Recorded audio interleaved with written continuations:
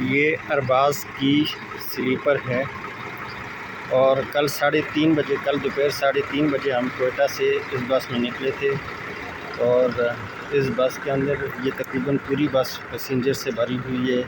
اس میں فیملیز ہیں، بزرگ، بوڑھے، بچے اور کافی سارے لوگ اس بس کے اندر سفر کر رہے ہیں۔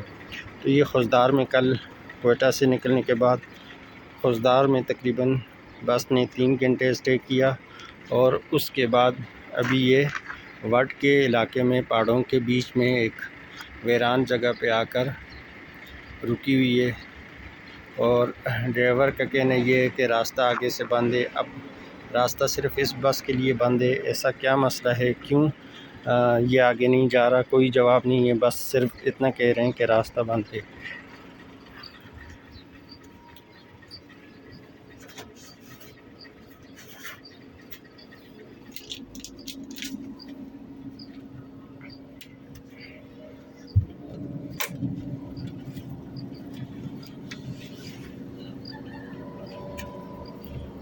تو یہ پوری بس جو ہے یہ سواریوں سے بھری ہوئی ہے اور اس طریقے سے پیسنجرز کو یہ خوار کر رہے ہیں۔ تو یہ چیز گورنمنٹ کو ان چیزوں کو بھی چیک کرنا چاہیے کہ ایسے کیا مسئلے ہیں کہ یہ کیوں اس طریقے سے ویران علاقوں میں جا کے اسٹے کرتے ہیں۔